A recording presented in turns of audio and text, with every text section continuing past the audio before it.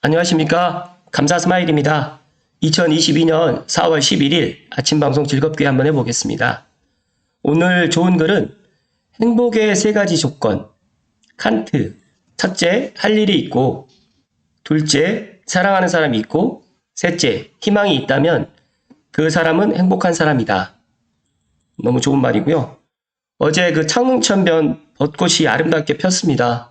개인적으로 어제 일정이 하나 있어서 가서 보지는 못했는데 오늘 점심 이후에 한번 창릉천 한번 돌아볼 계획입니다.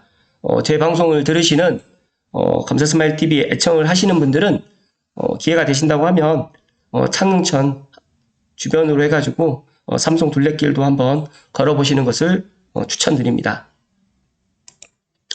오늘 방송할 주제는 새 정부의 부동산 딜레마, 시장 안정 규제 완화, 두 마리 토끼 잡기, 김우정 기자님의 기사를 토대로 감사스마일 생각을 한번 이야기 드려볼 수 있도록 하겠습니다.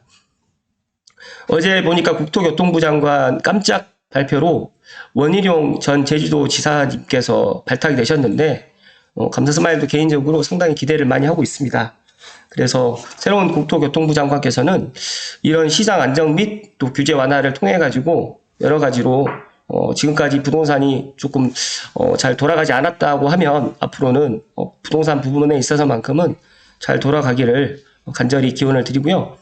먼저 신문 기사를 좀 살펴봐 드리면 다주택자 양도소득세 중과라든지 재건축 초과이익 환수제 등 부동산 해목 규제를 대폭 선보이겠다고 밝혔는데 주택 수급을 꼬이게 하는 과도한 세제라든지 재건축 규제부터 풀어서 왜곡된 부동산 시장을 정상화하겠다는 보관인 것입니다. 그런데 이러다 보니까 이제 이 방침이 발표되니까 서울 강남권 일부 아파트 단지가 신고가 행진을 이어가고 있고 더 나아가서 이제 부동산 시장 아파트 가격이 조금씩 상승세로 전환되는 등 시장이 다시 들썩일 조짐이 조금씩 나타나고 있습니다. 그래서 이런 부분에 있어가지고 5년간 집값 폭등으로 마음고생을 한 국민들께서 적잖이 지금 걱정을 좀 하고 있는 것 같은데 이런 부분에 있어가지고 크게 걱정을 하실 건 아닌 것 같은데 일단은 관련된 내용 한번 이야기 드려볼 수 있도록 하겠습니다.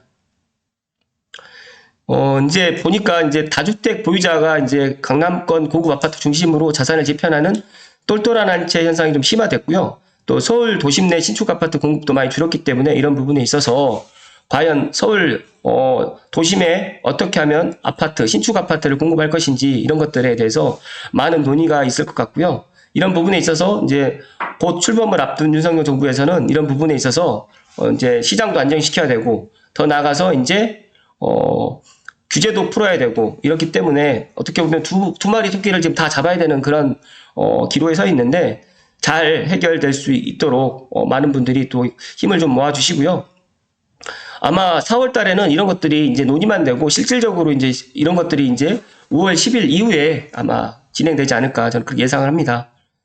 역대 정부 부동산 정책 기조 및 가격 추이를 보시게 되면 노무현 정부라든지 이명박 정부, 박근혜 정부, 문재인 정부를 지금 이야기를 했는데 좀 아이러니하게 진보 정권이 정권을 잡았을 때 부동산 가격은 더 많이 올랐습니다. 그러니까 이명박 정부 때라든지 박근혜 정부 때는 심지어 이명박 정부 때는 8%가 하락했습니다. 서울 아파트 기준이기 때문에 그리고 이제 노무현 정부라든지 문재인 정부 때는 정말 80% 이상 상승을 했기 때문에 이런 부분에 있어서 보시면 종합부동산세 신설이라든지 재초안 도입이라든지 뭐 여기에 보시게 되면 다주택 보유자 양도소득세 중과라든지 조정대상 지역 확대라든지 재초안 부활 그러니까 규제를 통해 가지고 부동산 가격을 잡을 수는 없다라는 것을 지금 보여주고 있는 사례라고 저는 생각을 합니다. 그래서 많은 분들이 규제를 하게 되면 부동산 가격이 잡힐 거라고 생각을 하는데 일시적으로는 잡힐 수가 있겠지만 장기적으로 생각했을 때는 잡히지가 않는다는 말씀을 다시 한번 드리고요. 일단은 가시화된 인수위의 부동산 정책 1호가 다주택자 양도세 중과 유예인데 일단은 이런 부분에 있어서 이제 4월부터 1년간 한시적으로 배제하기 위해서 필요한 노력과 조치를 취하기로 했다고 하는데 아마 이건 4월에 이게 통과되지 않을 것 같고요. 아마 5월 10일 이후부터 아무튼 뭐 다주택자 양도세 중과세 율이 1년간 유예가 될 것 같고 저는 조심스럽게 1년으로 또 그치지 않고 조금 더 상황에 따라 가지고 또 내년 되면 다주택자 양도세 중과세율을 갖다가 조금 또 다시 한번 조정을 하지 않을까 또 그렇게 저는 예상을 합니다. 그리고 최근에 이제 부동산 시장 전반적으로 이제 약간 주택가격 동향이 지난 1월, 2월 달에 비해서는 3월 달 같은 경우에는 상승률을 좀 보이고 있는데 아마 이제 3월 9일 대선 이후에 이제 야당에서 정권을 잡았기 때문에 이런 부분에 있어서 적지 않게 이제 부동산 시장이 이렇게 좀 긍정적으로 좀 바뀌어가는 것 같은데 저는 계속 말씀드리지만 부동산 가격을 안정을 시키기 위해서는 많은 공급과 그리고 이런 규제를 갖다가 이제 하나하나씩 없애야 된다라고 말씀드렸는데 이제 공급이라는 거는 당장 지금 뭐 공급을 한다고 해서 내년에 이렇게 공급 물량이 제공되는 게 아니고 최소한 3년 이상 걸리기 때문에 저는 지금 윤석열 정부에서는 이런 공급 계획을 문재인 정부 3기 신도시라든지 이런 서울 수도권에 있는 재건축, 재개발 이런 부분의 이슈를 계속적으로 이제 해 나간다고 하면 아마 윤석열 다음 정부에서 이런 것들을 빛을 발휘하고 부동산 가격이 좀 안정이 되지 않을까 저는 그렇게 예상을 합니다. 이런 부분 때문에 이제 새 정부의 부동산 정책 기조가 도시정비사업 규제 완화라든지 기대감 때문인 것으로 풀이되는데 인수위가 완화하려는 도시정비사업 규제가 이제 제초안이라든지 안전진단이라든지 용적률을 갖다가 상향하는 건데 이런 부분에 있어서 아마 5월 10일 지나서 새로운 또 이제 국토교통부 장관께서도 이제 발탁이 됐기 때문에 이런 것들이 이제 5월 10일 지나서 이제 이런 것들이 하나하나씩 들어가지 않을까 저는 그렇게 예상을 합니다. 뭐 제초안이라든지 이런 것들은 이제 뭐 앞으로 이제 많이 변경이 될 것 같은데 이건 시간 관계상 제가 넘어갈 수 있도록 하고요. 이처럼 규제 완화 시그널이 이제 나오자 강남권 아파트 가격이 다시 오름세로 돌아섰다라고 지금 이야기를 하는데 제가 생각했을 때 이런 오름세가 이제 언제까지 지속이 될지 아니면 또 새로운 정부가 출범해서 이런 여러 가지 이제 이런 것들 때문에 이제 계속적으로 우상향을 할지 아니면 그 상황도 계속 유지가 될지는 모르겠지만 저는 그래도 가격이 떨어지는 것보다는 우상향을 할 것 같다는 말씀을 다시 한번 드리고요. 안전진단 통과라든지 이런 것들이 아마 앞당기는 또 투기 방지책도 아마 논의할 것으로 알려졌습니다. 그래서 아마 이제 똘똘한 한채가 더 선호가 더 심화될 수도 있고요. 지방에서도 이제 서울 수도권에 내 집 마련을 하려고 하시는 분들이 더 많아지지 않을까 저는 그렇게 또 예상을 합니다. 또 미국 금리 인상 등 대내 실물 경제 상황이 그렇게 좋지 않기 때문에 앞으로 이제 부동산 가격이 폭등할 여지는 크지 않다. 그런 여러 가지 또 이야기가 있는데 저는 이제 인플레이션이라든지 정말 시장에 너무 유동성 자금이 너무 많이 풀려 있기 때문에 이런 부분에 있어서는 꾸준하게 정부에서 주택 공급을 계속 하겠다는 시그널을 줘야지만 이런 주택 가격은 안정이 된다라는 말씀을 드립니다. 제가 물 한 잔만 마시고 말씀드리겠습니다.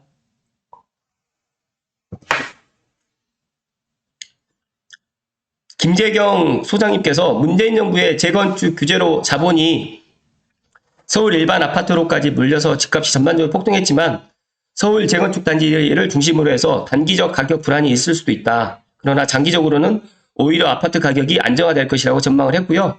다만 이제 양도세 중과 유예 조치라든지 또 여러 가지 상황을 보고 다주택 보유자가 이제 비서울이라든지 비강남 지역 부동산을 먼저 매도할 가능성이 높지만 이런 똘똘한 한채라든지 이제 부동산 가격 양극화는 더 심화될 수 있다라고 지적을 했는데 감사 스마일 생각도 그렇습니다. 그러나 한 가지 확실한 거는 지난 5년간 문재인 정부에서 추진했던 부동산 정책들은 전면 수정이 될 것 같다라는 말씀을 오늘 좀 강하게 이야기를 드리면서 지금이라도 내 집 마련을 갖다가 생각을 갖다가 하시는 분들은 이제 4월부터 이제 대출이라든지 여러 가지 상황이 좀 달라질 것 같습니다. 그래서 6월 1일 전에 나오는 다주택자 급매 매물들을 갖다가 선택을 하셔도 좋은 방법이고 또 이제 뭐 3기 신도시를 기다리는 것도 하나의 방법이 될 수 있는데 저는 그래도 하루라도 빨리 내 집 마련 한 채만이라도 서울 수도권에 내 집 마련을 하시라는 말씀을 다시 한번 드리고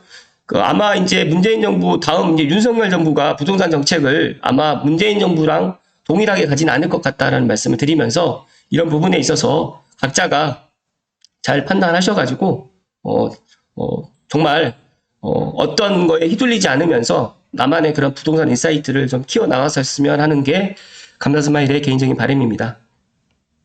제가 오늘 목소리 상태가 좀 안 좋죠. 근데 주말에 좀 몸살기가 좀 있어서 오늘 아침에 방송을 갖다 해야 되나 말아야 되나 했는데 그래도 방송을 하는 게 더 좋을 것 같아서 방송을 했는데 제가 지금 이야기를 하면서도 목소리 상태가 조금 안 좋은 것 같습니다. 좀 이해를 좀 해주시고요. 방금 소식 한 가지 말씀드리겠습니다. 고향 꽃박람회가 이제 40일간 무료 개방을 합니다. 고양신문의 이성호 기자님께서 기사를 써주셨는데요. 4월 22일부터 5월 31일까지 고양 꽃박람회가 개최가 됩니다. 예전에 이제 제가 알고 있기로 고양 국제 꽃박람회가 이제 계속적으로 개최가 됐었는데 코로나19 때문에 2년 동안 열리지 않았는데 올해는 시민들에게 휴식의 공간을 선사하기로 결정을 했고요. 축제의 성격보다는 일상의 회복을 응원하기 위해서 포토존과 산책길 위주로 다양한 형태의 야외 꽃밭이 조성되면서 이름도 꽃박람회가 아닌 고양시민 힐링 정원으로 이렇게 지금 결정이 된 것 같습니다. 아무튼 고양 국제 꽃박람회, 그러니까 힐링 정원, 고양시 민 힐링 정원이 이제 4월 22일부터 5월 31일까지 개최된다는 반가운 소식을 오늘 전해드리고요. 고양 시민들에게는 이제 예전에는 이제 유료로 입장을 했는데 무료로 이제 진행된다고 합니다. 그래서 많은 분들이 야외 고양 브이로그 정원에 오셔가지고 힐링도 좀 하시고 지난 2년 동안 많이 힘드셨는데 그러니까 멋있는 꽃을 갖다 보면서 힐링도 좀 하시고 했으면 좋을 것 같습니다. 너무너무 멋지네요. 야외 수면 포토존의 이런 모습인데요. 감사 스마일도 꼭 가볼 수 있도록 하겠습니다. 보니까 실내는 이야기고요. 야외는 무료라는 점에 좀 달라지고 있고요. 그리고 이제 여러 가지 이제 전시 기간만 잘 확인하면 되는 거고요. 무료 서틀버스 운영을 하지 못하게 됐습니다. 그래서 아마 대중교통으로 방문을 하는 것을 추천드린다라고 말씀을 하시네요. 네, 물 한 잔만 마시고 오늘 방송 마무리 지을 수 있도록 하겠습니다.